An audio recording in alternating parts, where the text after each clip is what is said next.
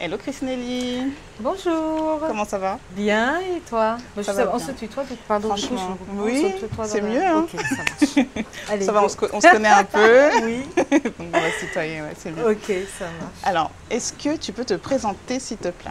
Tu peux regarder à la fois la caméra, me Là, regarder là, moi comme ok, tu veux. d'accord, très bien. Alors, je m'appelle Chrisnelly Apovo, béninoise, et je suis la promotrice donc, de la maison de Canélia, maison et jardin de Canélia, donc, qui abrite pas mal d'activités.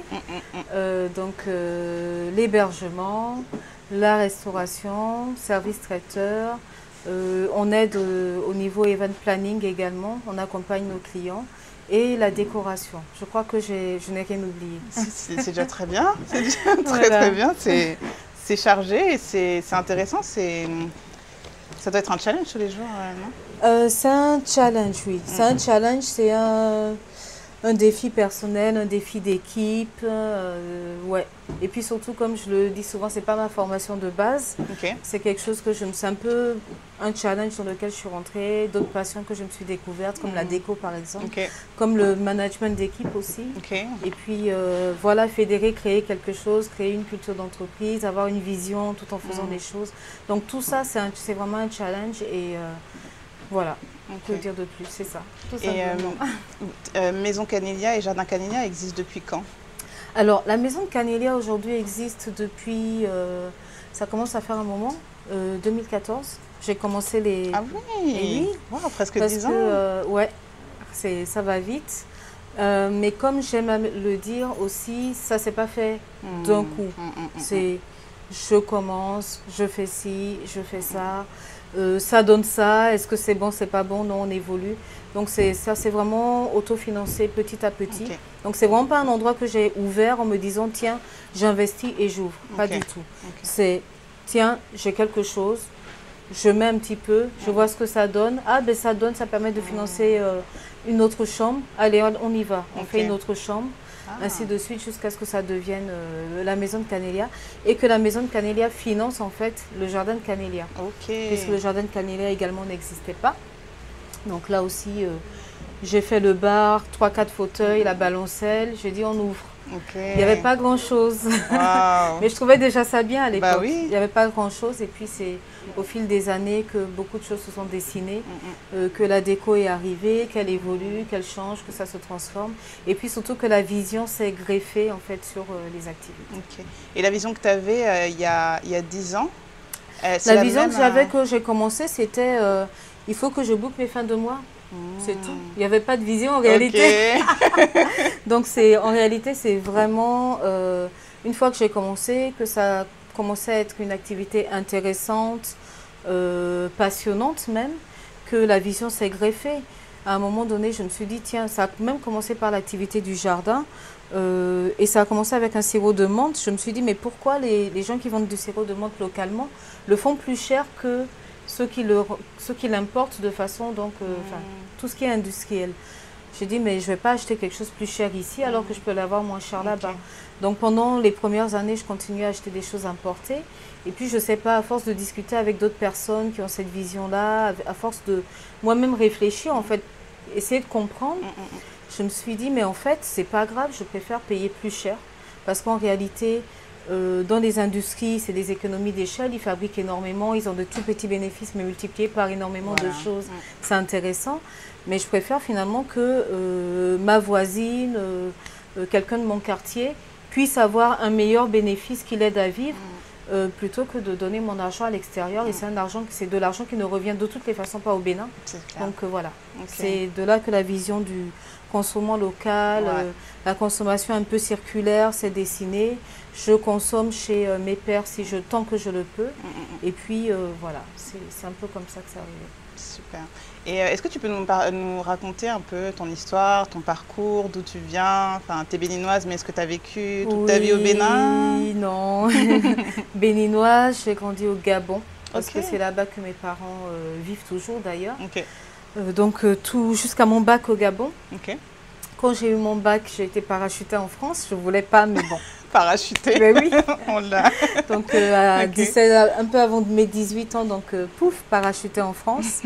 J'ai fait mes études, une école d'ingénieur. Bon, j'ai fait plutôt de l'informatique, télécommunication, réseau, informatique, en école d'ingénieur. Puis j'ai travaillé donc, dans l'aéronautique, puisque c'est vraiment le domaine. C'était une informatique appliquée au système embarqué. C'est un peu technique, mais bon. Voilà. Faut y être pour... Voilà, c'est ça. Donc, j'ai travaillé dans l'aéronautique pas mal d'années, où là, je travaillais dans une équipe, on avait des projets à développer. Donc déjà là, en fait, c'est très intéressant de développer des projets. C'est quelque chose qui m'intéressait beaucoup. Et à un moment donné, je me suis dit, bah, tiens, je commence à être un peu à un tournant de ma vie.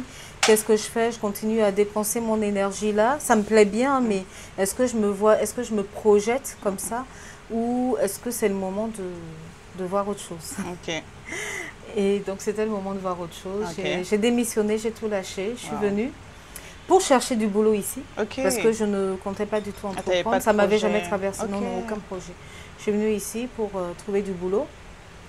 Et puis, c'est encore toute une histoire, mais bon, je n'ai pas trouvé sur le coup. Puis j'ai trouvé, mais ça ne me plaisait pas, j'ai démissionné. Et puis finalement, voilà, c'est ça. Et au final, ok pour avoir de l'argent, mais pourquoi tu as créé Maison Canelia? Enfin, c'était quoi Enfin, tu aurais pu ouvrir d'autres choses, mais pourquoi vraiment, pourquoi ça? Alors, pourquoi ça? En fait, c'est tout simple. C'est qu'à un moment donné, après pas mal de désillusions, c'est vrai qu'ici, je travaillais dans un projet qui m'intéressait beaucoup, mais on va dire, je n'arrivais pas à me... Le côté humain autour était compliqué. De toute façon, c'est la gestion des relations humaines souvent qui peut poser problème, même quand on entreprend d'ailleurs. C'était un peu compliqué et à un moment donné, pour tout un tas de raisons, j'ai dit ok, je stoppe. Je ne veux plus dépendre de qui que ce soit. Et je veux que si quelqu'un dépend de moi en termes de travail, c'est qu'il dépende réellement de moi. Genre, c'est moi qui paye.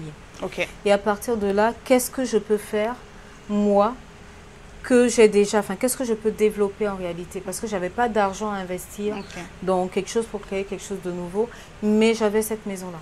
Cette maison-là, c'est une maison familiale, donc mes parents l'ont construite. Certes, elle a été retransformée, aménagée pour pouvoir en faire des chambres individuelles, mais c'était vraiment qu'est-ce que je peux faire et avec quoi. Et à un moment donné, c'est ce que j'avais. Donc c'était fais ce que tu as avec ce que tu as. C'est tout. Donc ça a commencé comme ça.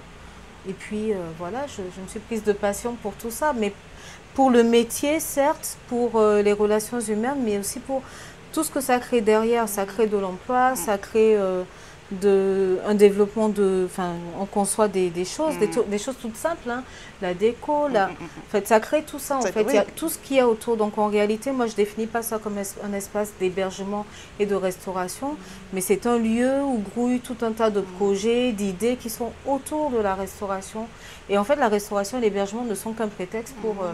ramener des personnes rassemblées dans un univers qui est complètement créé. C'est beau, hein? Voilà, c'est ça. Et Canelia, ça vient d'où, le nom Canelia? Alors, à la base, c'est une composition de mes prénoms.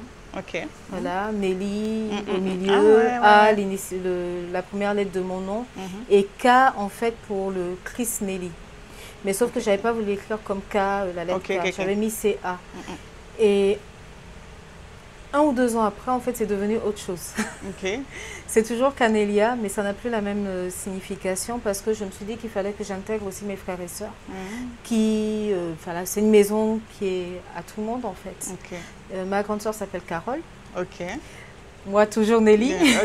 Et mon petit frère Yannick. Donc, ça a fait Canelia quand même. C'est beau. Donc, j'ai pu garder le nom en intégrant toute autre chose, mais ça a ses 2 significations. Du coup. Donc, c'est moi et c'est aussi mes frères et sœurs. Et tes frères et sœurs vivent ici? Absolument pas. Ils sont eux tous à l'étranger. Donc, je suis la seule qui ait décidé de quitter et de venir au Bénin. Voilà, venir au Bénin, c'est ça. Et que je ne connaissais pas d'ailleurs. C'est vrai? Oui, on était venus en vacances quand même. On était petits. D'accord. Et du coup, pourquoi tu as choisi le Bénin? Pourquoi pas le Gabon Parce que, après, c'est une question... tout le monde ne se retrouvera pas dedans, bien évidemment, mais personnellement, moi, j'avais un besoin fort de recherche d'identité. Et je trouve qu'en vivant dans des pays qui finalement ne portent pas ton histoire ou une partie de ton histoire, il y a un problème d'identité. Ok. J'ai vécu au Gabon, mais au Gabon, j'étais étrangère. Ouais. J'ai vécu en France, j'ai la nationalité française, parce que j'y suis née aussi. T'es Mais je étrangère. suis étrangère. Ouais. Donc, en fait, à un moment donné, j'avais réellement cette quête d'identité, de me dire, mais en fait, d'où est-ce que je viens? Le pays de mes parents et le pays, c'est quoi? Et donc, je suis arrivée ici, et en réalité, pour moi, c'est très important parce que c'est le seul pays dans lequel je peux me retrouver et on peut m'expliquer, dès que je dis mon nom de famille, ah, voilà, mais ta maison est là, mais j'ai jamais eu ça avant, ni au Gabon, ni en France, ni ailleurs. Donc pour moi, c'était un besoin fort d'identité. Après, j'aurais pu rechercher, il y a des gens qui sont repartis au Gabon, mes amis d'enfance sont repartis au Gabon. Chacun retrouve, en fait, se retrouve là où en fait, il se sent bien. Pour moi, j'avais besoin de me sentir chez moi, d'avoir un endroit où je puisse me dire, tiens, ici, c'est chez moi. Et je n'ai à me justifier à personne le fait d'être ici. Et puis, je peux mieux connaître l'histoire de mes parents, je peux mieux comprendre l'éducation qu'on a eue. Donc, pour moi, c'était vraiment ce besoin d'identité d'abord qui m'a amenée au Bénin. D'accord. Voilà. Ok, super. Et ici, au Bénin, quelles sont les difficultés que tu rencontres au quotidien? Alors, ce n'est pas forcément des difficultés liées au Bénin, je dirais, mais bon, des difficultés liées à mon activité,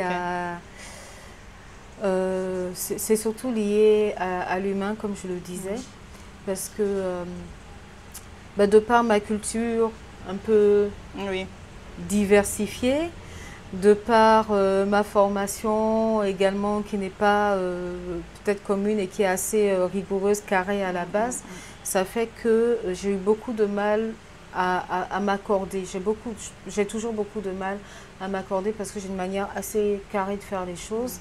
Et quand on est dans un secteur où les gens n'ont pas forcément l'habitude d'être très carré, dans une culture où les gens n'ont pas l'habitude d'être très pointilleux sur telle ou telle notion, c'est un peu là où j'ai des difficultés. Mais à force de former, de s'entourer de personnes qui aiment ce qu'elles font et qui sont intéressées par ce que vous faites aussi, donc par ce que je fais, on finit par trouver finalement un équilibre. Mais j'ai eu beaucoup de mal à le trouver. J'ai mis beaucoup d'années à le trouver. Et tu t'es formée sur le tas ou bien vraiment tu as pris Sur le tas. Tout sur le tas. Toute seule. Une vraie autodidacte. Sur beaucoup de choses, je suis une autodidacte. J'aime bien. Les études, j'en ai fait pendant plus de 5 ans, c'est vrai, mais je me disais toujours que ce n'était pas forcément ma place. D'ailleurs, je n'allais pas toujours en cours. Mais j'aime bien rechercher par moi-même. Je suis vraiment une autodidacte, je pense, comme ça. J'aime bien chercher. On le voit. J'aime bien chercher tout le temps. Dès que je vois quelque chose qui m'interpelle, je fais des recherches. Donc, j'ai recherché beaucoup de guides, puisque ce n'était pas mon métier. Il y avait beaucoup de choses à apprendre, tant techniquement que sur les relations humaines, la gestion des gens, la gestion des équipes, tout ça dans ce secteur-là. Donc oui, beaucoup d'auto-formation. Et maintenant, moi-même, je forme aussi. Je les forme à se former. Et donc, sur certains, ça donne quelque chose de très bien. Et j'en suis contente. Ouais, bravo. Voilà. Et donc, on en parlait tout à l'heure, mais c'est toi qui gères tout, jardin et maison. Comment tu fais? Je ne sais pas.